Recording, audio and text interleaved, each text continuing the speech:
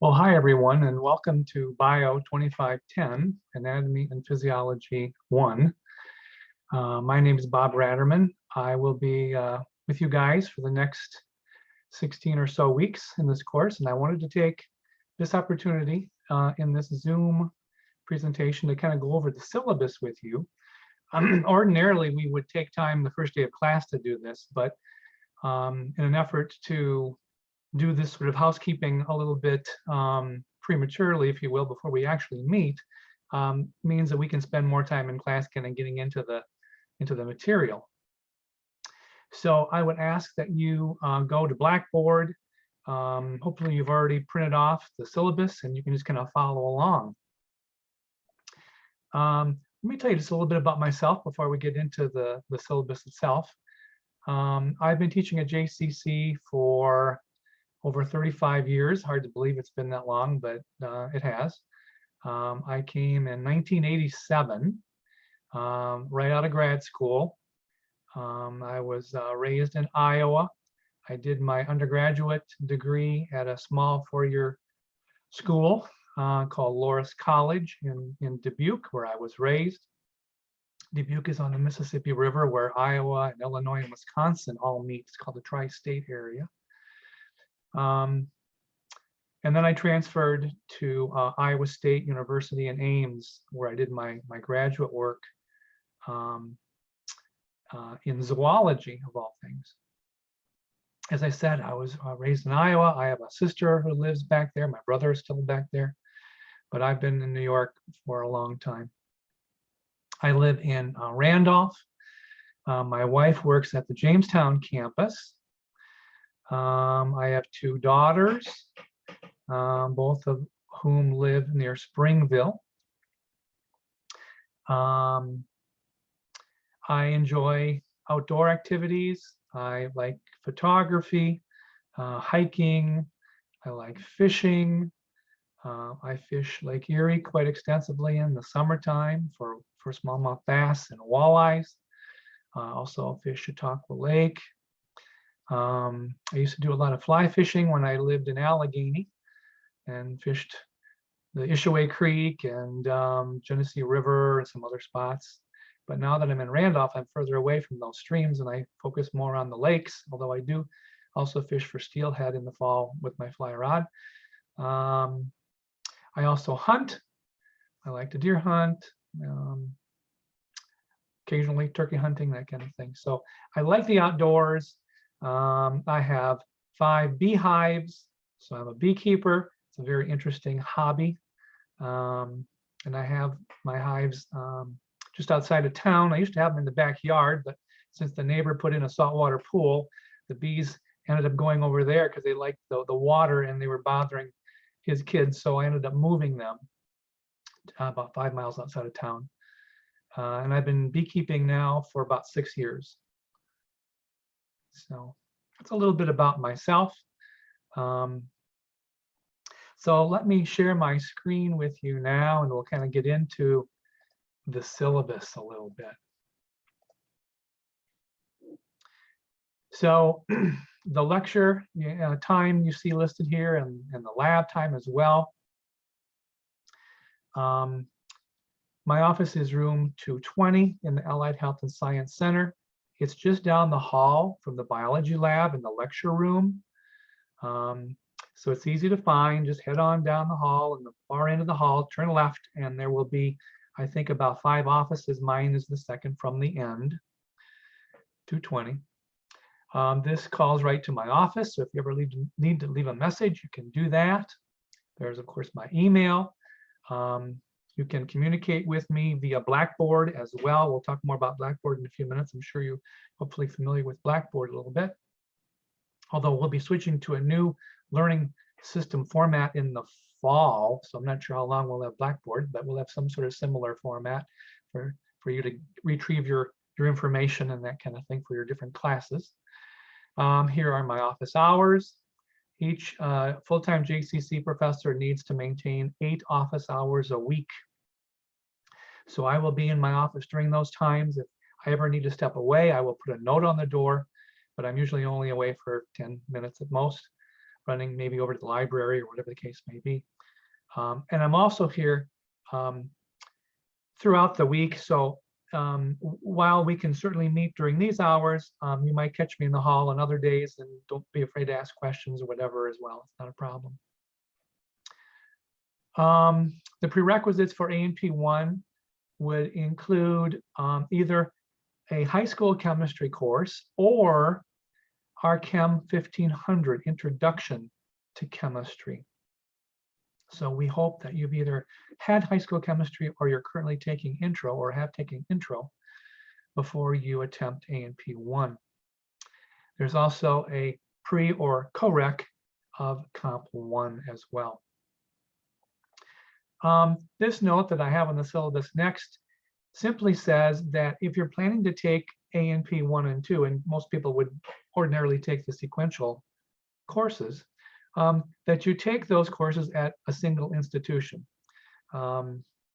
Because sometimes what happens if students take A&P 1 at JCC and then they transfer, let's say, to another school, they might find that they might have to take that other school's A&P 1 over because it's not quite the same material that we might have covered in our A&P 1. So different schools have different sequences in terms of what they teach and how they teach it.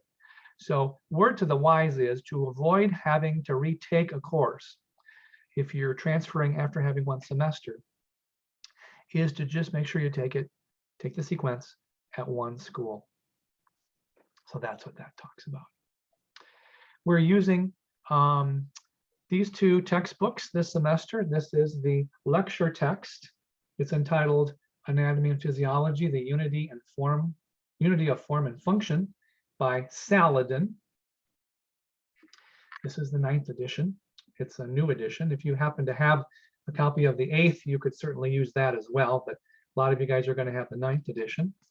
And then for the text, or the lab book, excuse me, we're using this guy. It's Human Anatomy and Physiology, custom edition for Jamestown Community College. Now, it is basically a customized version of the Human A&P Lab Manual Fetal Pig version by Elaine Mariev and Laurie Smith. So if you could get that copy, that would suffice, or you can, of course, get the customized version. This lab book and this lecture book are going to be good for both Bio 2510 and Bio 2520. In other words, both semesters. In terms of how you're going to be graded for the course, we're going to combine the lecture and the lab together. For lecture, we're going to have 4 lecture exams. We're going to have 10 lecture quizzes. And the types of questions that you can expect are listed there on the syllabus. So multiple choice, matching, short answer, and essay for the exams. The lecture quizzes generally are multiple choice types of questions. They could be short answer. Until you get an exam or a quiz under your belt, you're going to be just kind of having to kind of just get a sense of what those are like. But we'll talk more about those as we get closer to our first quiz or our first exam. Note that the lecture quizzes we take at the beginning of class. So you're going to want to make sure you're in class ready to go, because once class begins, I'll be handing out the quizzes, and you're going to have probably 5, 6, 8 minutes at most to take the quiz. So if you come in late, you'll be forfeiting the right to take the quiz, unfortunately. So just be there, ready to roll at the beginning of class. We will be dropping the 2 lowest of the 10 quizzes. So there's 40 points worth of lecture quizzes, as you'll see in the point summary in just a moment. In addition to those 4 lecture exams and the 10 lecture quizzes, we also will be having 1 chemistry exam coming up in a couple weeks. It'll be consisting of 30 multiple choice questions over chapter 2 of your textbook, which is the Chemistry of Life chapter. We will not take time in lecture to specifically go over that chapter. I will be providing you with some study objectives, but you're going to be sort of on your own to go into that chapter and pull out that information so that you're ready to take that 30-point multiple choice chemistry exam in a few weeks. So we'll talk more about that coming up soon, but I wanted to just make you aware of that that exam coming up. Then in lab, we have what are called practicals, lab exams. We'll talk more about the format of those lab practical exams coming up again in a couple of weeks, but it's going to be more of a hands-on sort of evaluation where I will put stations in the bio lab, and the station might have a model, it might have a microscope with a slide on it asking you to identify the type of tissue shown. So it's going to be a little bit different sort of exam than you've ever taken probably, but in A&P and in zoology and those sorts of courses, lab practicals are pretty common. So don't worry about those right now. We'll talk more about them coming up a little bit later. In addition to those 3 lab practicals, we have 8 lab quizzes. These are going to be worth 10 points apiece. We'll take those at the beginning of lab. So again, like the lecture quizzes, make sure you're there on time because we're going to take that quiz right at the beginning of class. And if you come in late, even if it's 3 or 4 or 5 minutes, and people are turning their quizzes back in, you've missed the boat. You're going to have that be one of, or be the quiz that you dropped. We're going to drop 1 lab quiz. So if you come in late or you miss a lab, then I'm going to assume that's going to be the lab quiz you're dropping. So again, just make sure you're there on time. And then finally, we have instructor evaluation grade, where I look at things like, are you coming to class? Are you participating in lab and lecture discussions? Have you brought the necessary handouts you're supposed to? We'll talk more about that coming up in a few minutes. So it is a bit of a subjective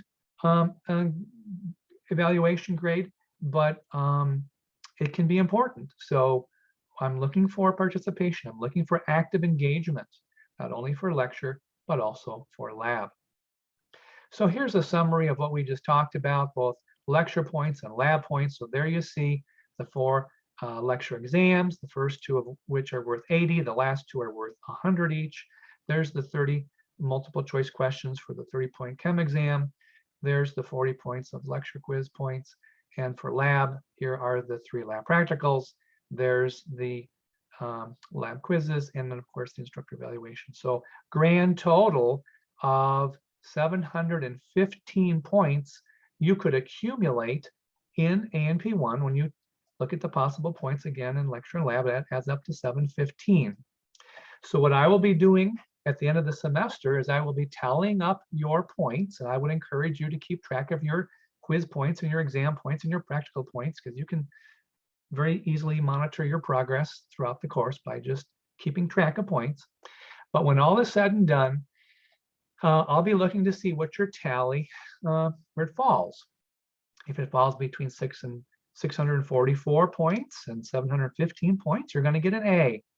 If it falls between 501 and 535, you're going to get a C. And you can see that this again corresponds to the overall percentages total. So this is a pretty standard grade breakdown that you're going to see in many of your courses.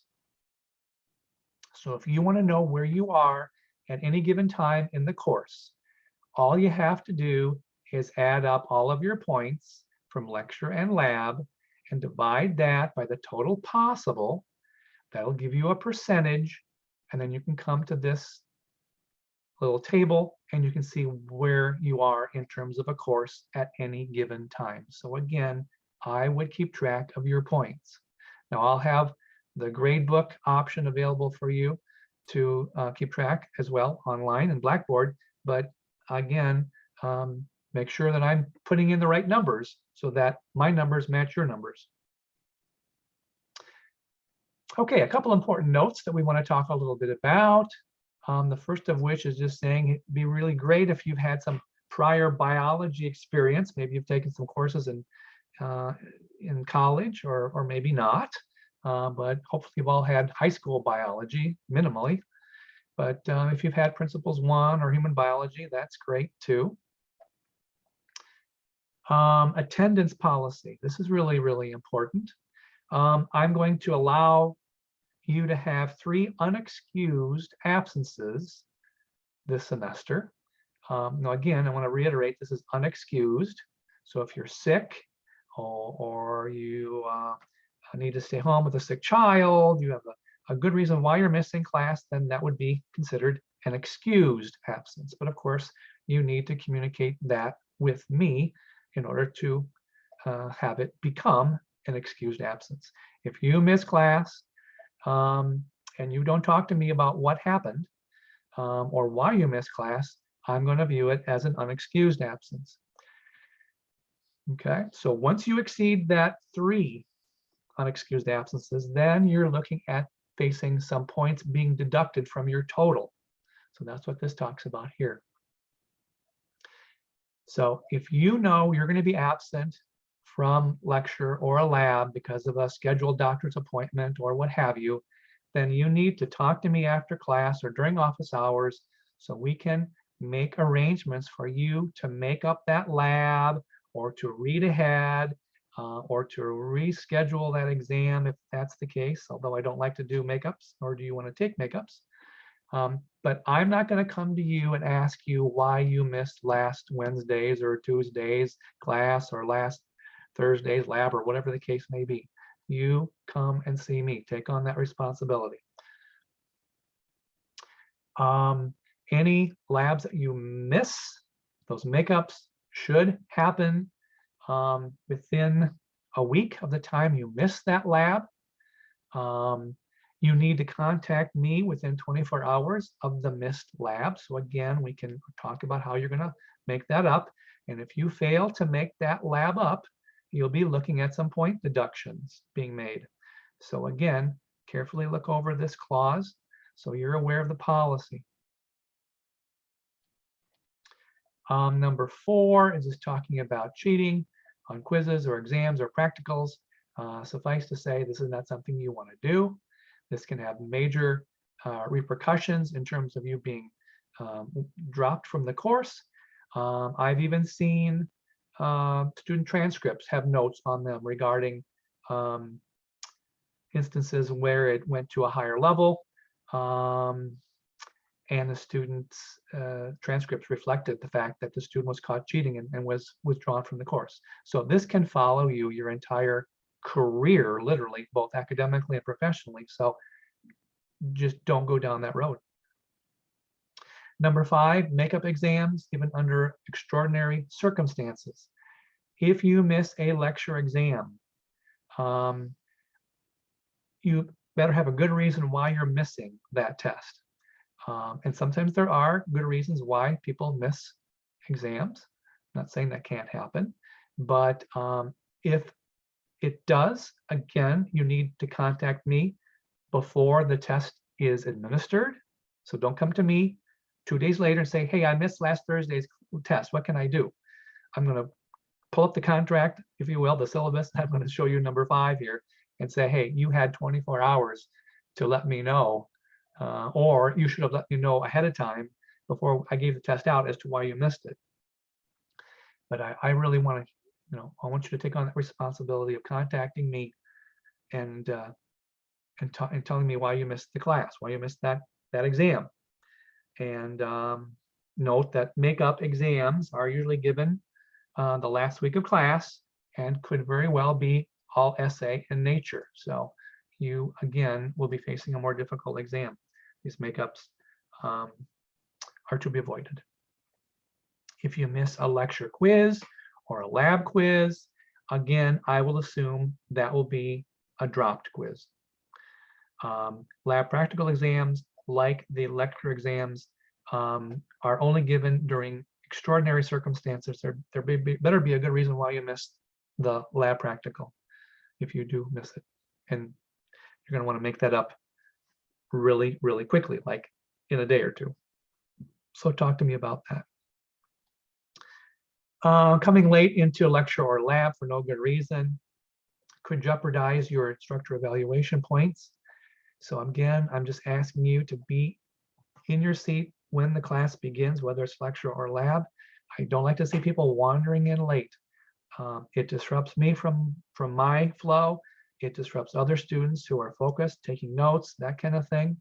Now, I know once in a while, parking can be at a premium, or the roads might be slippery, and you're just a few minutes late, and it happens once in a blue moon. That's not what I'm talking about. I'm talking here about the student who just can never be on time for any class. And if you're one of those people, then you need to change that behavior or you're going to lose points. On number 7, I'll let you kind of look that over. I don't need to talk much about that. Number 8 is in bigger font and is boldface for a good reason, and that is because I do not want to see anybody texting in lecture or lab. If I see you texting, that tells me you're more interested in chatting with your friend than you are listening to me.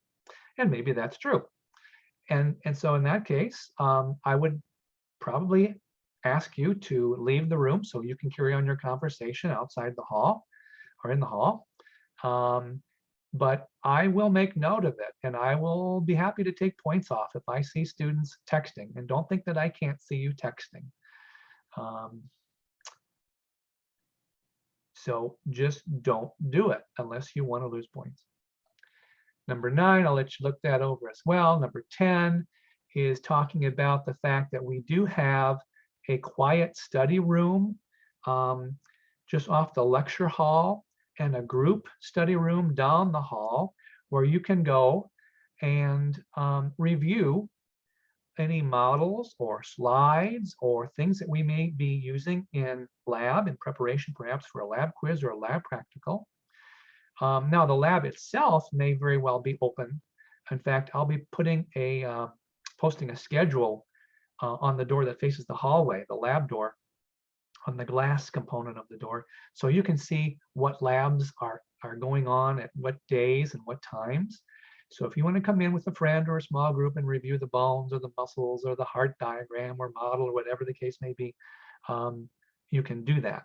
But if the lab is being used, you can always go to the group study room where we will have models in there for you to review.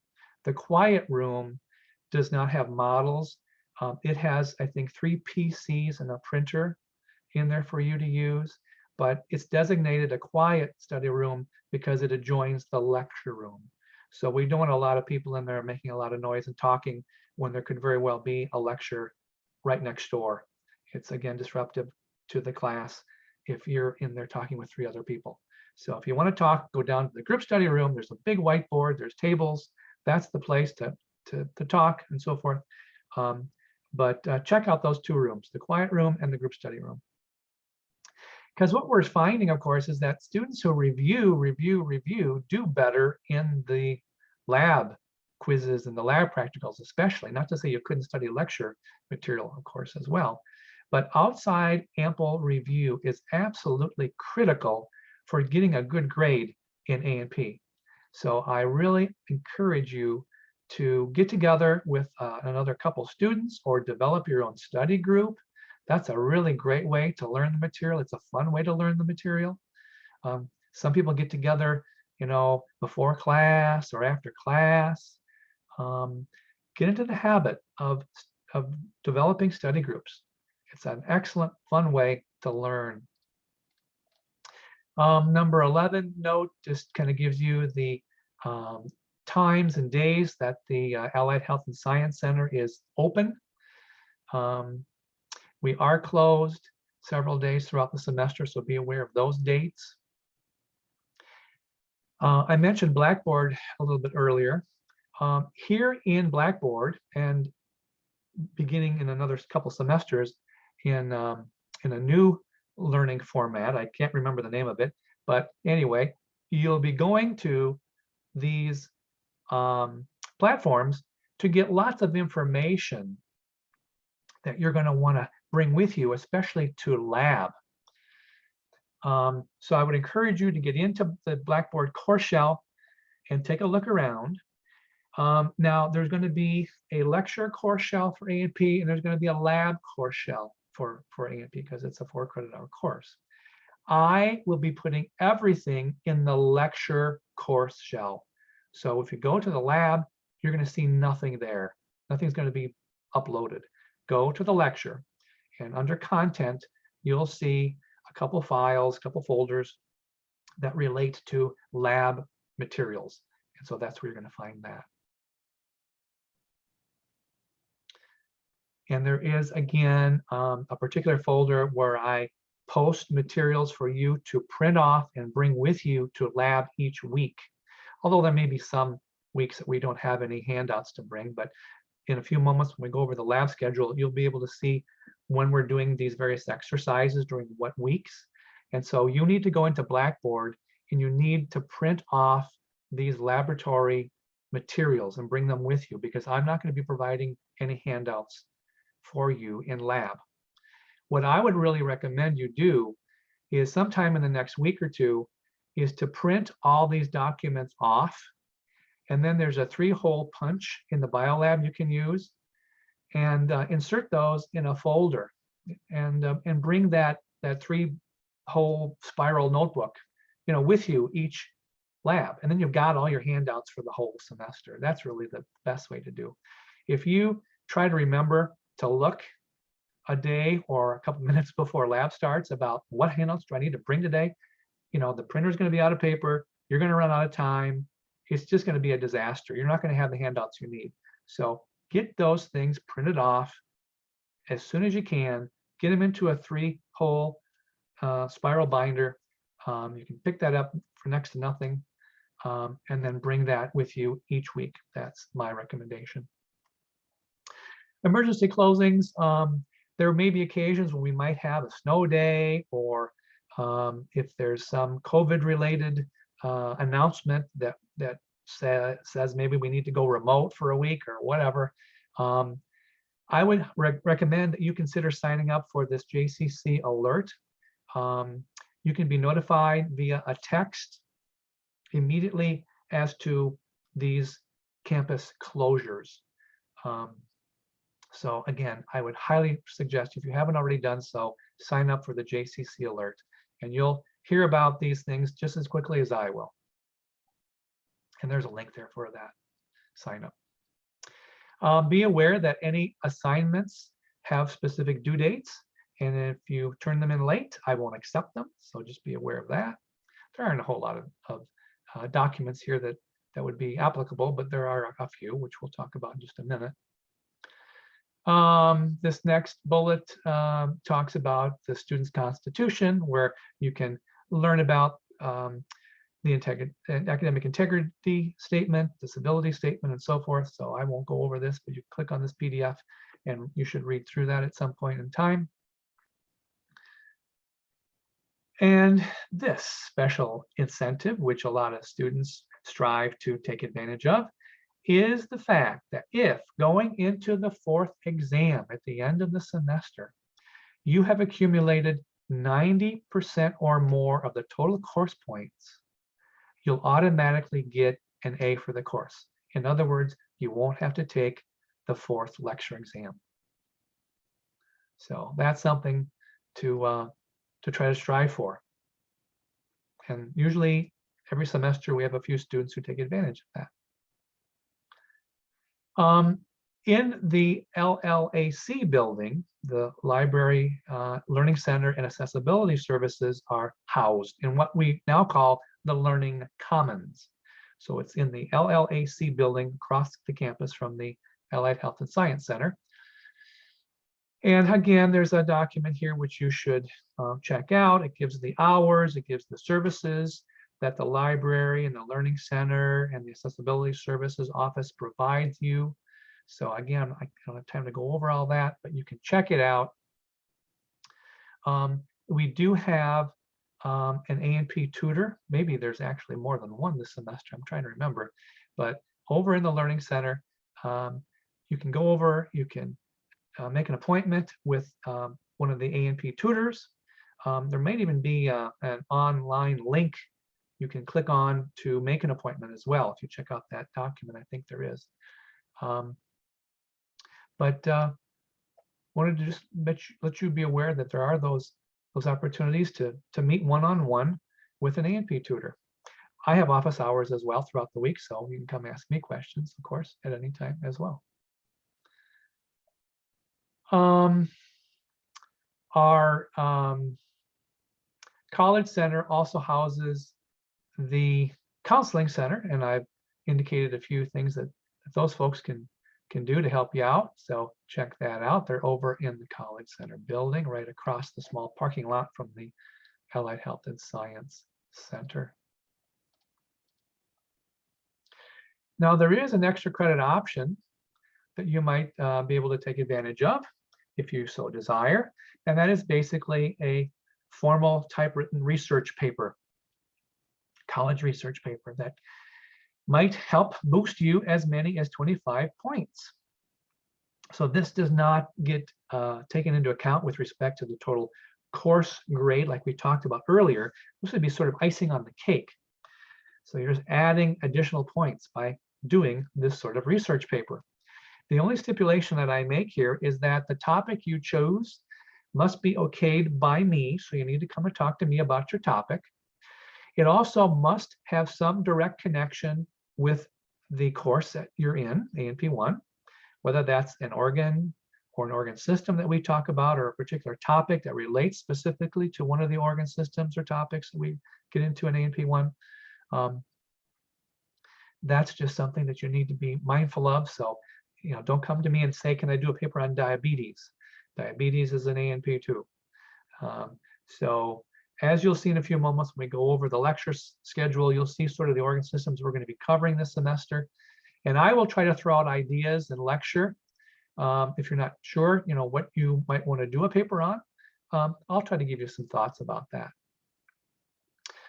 The paper should be 6 to 8 fully typewritten pages, excluding the cover sheet and the list of works cited page. So be mindful of those requirements.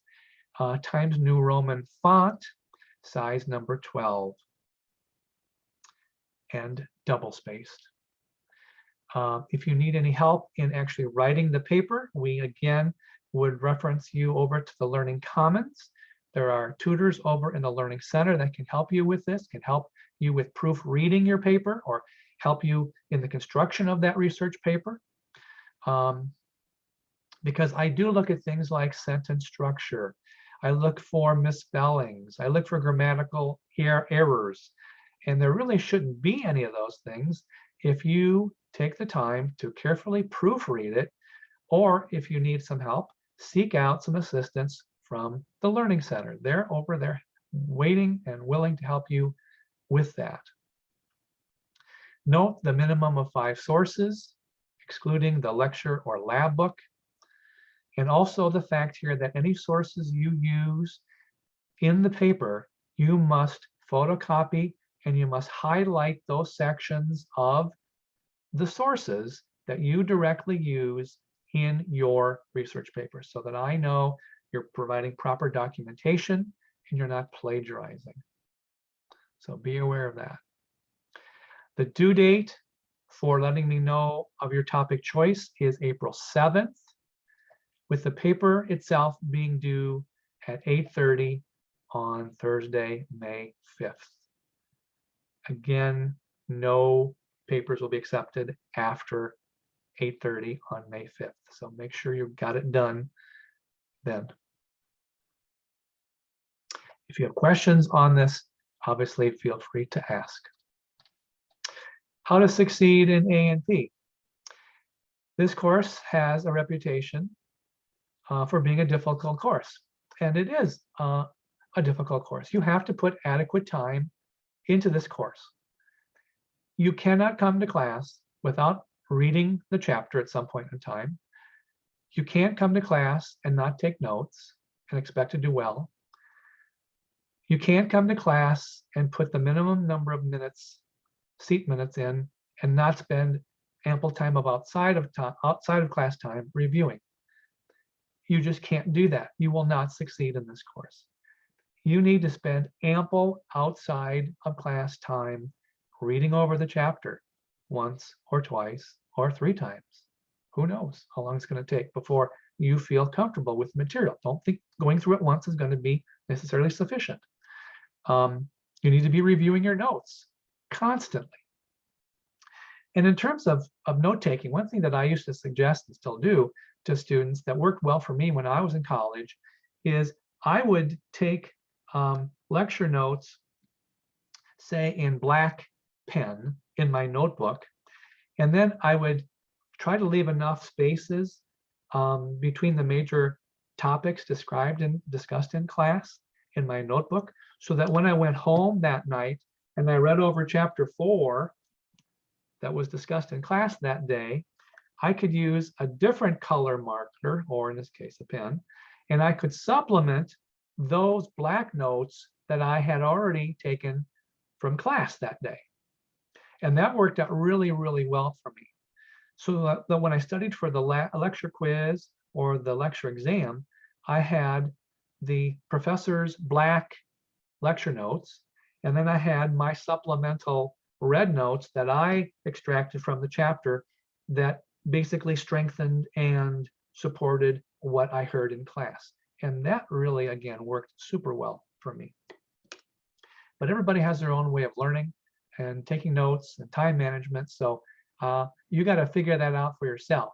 But the biggest stumbling block that most students have initially with A&P is they don't put enough time into the course. They used to say for every hour of lecture, you should be spending 2 hours of outside time reviewing.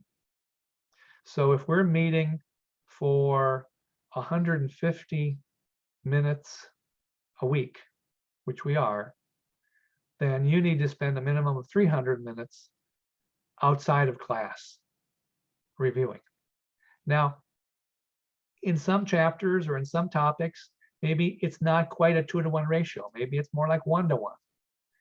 Or maybe for some topics, it's not a 2-to-1 ratio, it's a 3-to-1 ratio. You're spending 3 times as much time outside of class as you are in class getting comfortable with this material. So everybody's different. But again, build ample study review time into your week. That's absolutely critical. Coming to class regularly, spending ample time reviewing lab stuff, especially the models, the slides, that kind of thing. We talked about that. Keeping up, review, review, review. Kind of sums it up. Don't fall behind. Keep up with your reading. You're going to see the schedule in just a moment. We're going to have things laid out. You're going to know what chapter we're doing in lecture, what week, as well as what exercise and lab we're doing, what week. So you can read ahead. You can look ahead if you wish to do that. I encourage you to get into the habit of trying to do that. Study groups, as I said earlier, a great way to learn. Don't be afraid to ask questions. There's no such thing as a dumb question. Please don't ever think that. And if you're afraid to ask a question, don't be, because the person sitting next to you probably is afraid to ask the question as well and has the same question. So I want you to feel comfortable asking any question you have at any time. And if you don't feel comfortable doing it in class, then come see me after class or during office hours and we can talk one-on-one. Making use of outside resources. We'll talk more about this coming up in lab. So I think I'll hold off on that, but we do have some outside online sources and some CDs that have some great materials for you to review that you'll have access to. So more about that coming up soon. And again, some people like to read ahead, especially say in lecture. They like to look at chapter 3 before we get to it in class that day. So if you can look ahead, read ahead, that is excellent. It's a great way to prepare. Okay, let's talk next about the lecture schedule. Here's a tentative lecture schedule for the next 17 weeks or so of the semester. Again, I have here tentative, but we're going to pretty much adhere to this as best we can. What I've listed, of course, again, are the weeks and the topics as it relates to specific chapters in the Saladin book. So we're talking here now about lecture. And I've laid out the time that I think we're going to need to spend for chapter 1 and 3 or 4 or 9 or whatever the case may be. And sometimes I'm right on the money. We spend, about a week on these, all of one in the first half of 3, and then the next week in the last half of 3 and the first part of 4. But sometimes we get out of a schedule just a little bit, maybe have to spend more time on 3 or less time on 4. But again, I think this is a pretty accurate listing of the times that we're going to be spending on different chapters.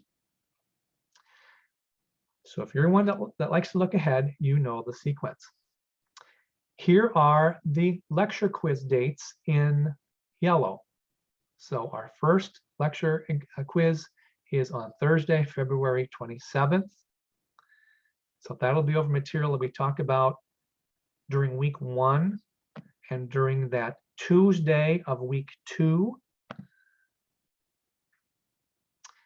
Here's the chemistry exam, as I mentioned earlier, on February 3rd. I believe that is a Thursday. And then we have our second lecture quiz that following Thursday on the 10th. That will not include any of the stuff that we tested you on quiz 1. It's going to be on material since the quiz 1 up to quiz 2. Although we won't put any chemistry on this quiz, we'll test you on the chemistry material in that chemistry exam. Our first lecture exam is on February 17th, and that's going to cover a big chunk of these chapters. And again, you can see the other quiz dates, you can see the other exam dates, and I've also noted in red what days we don't have class. So there's a Tuesday here in the end of February, and then we have a week off for spring recess coming up later in the semester. And finally, the lab schedule. Again, even though it says tentative, we will pretty much adhere to this, I think, without any trouble.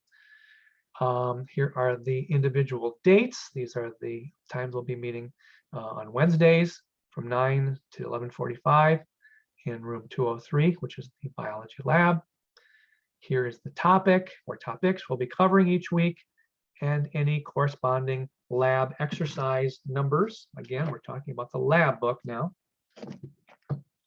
And I've tried to indicate when you need to make sure you have the proper handout or handouts. Sometimes there's more than one. Sometimes there's just one. You need to go into Blackboard. You need to match up the handouts with the lab exercise numbers and make sure you bring those. These black asterisks are indicating the lab quizzes. Okay, unlike the lecture where I listed the date, I've listed the date here as well, but I'm indicating the quiz with a little asterisk here rather than the yellow highlight. So these again will be taking at the beginning of class, 10 points apiece. The lecture quizzes are worth 5, I believe. The lab quizzes are worth 10. And for example, this first lab quiz on the 2nd of February is going to be over the stuff we've talked about during the first 2 weeks of lab.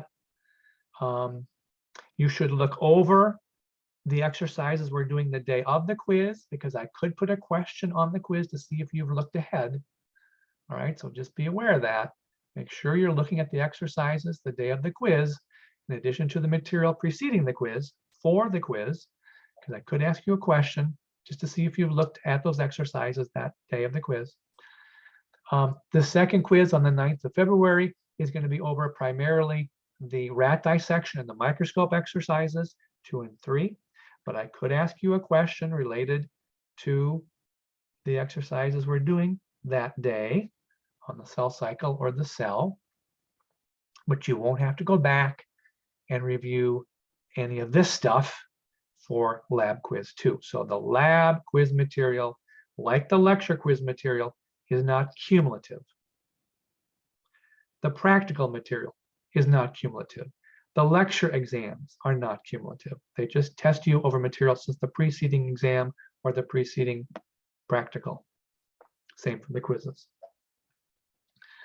I want you to make special note here of this February 23rd date. We're going to treat this day as a Monday. It is actually a Wednesday, but we're going to be following a Monday class schedule that day. So even though you might think we're having lab because it's a Wednesday, we won't. Pretend it's a Monday. We don't have lab on Monday, so you're not going to have lab that day. We also miss a lab again toward the back end of the semester with respect to spring break. So I've indicated those. Here are the 3 lab practicals in the green highlight. We'll talk more about what those will involve as we get closer. And that's pretty much the lab schedule. And that's pretty much the syllabus overall.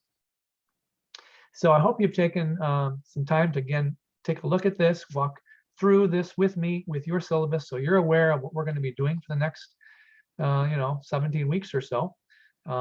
If you have any questions, please feel free to ask me. We'll take some time during our first class meeting to field any questions you might have related to what I just talked about. But I welcome all of you to ANP1, and I look forward to getting to know you and sharing this journey together. Thanks.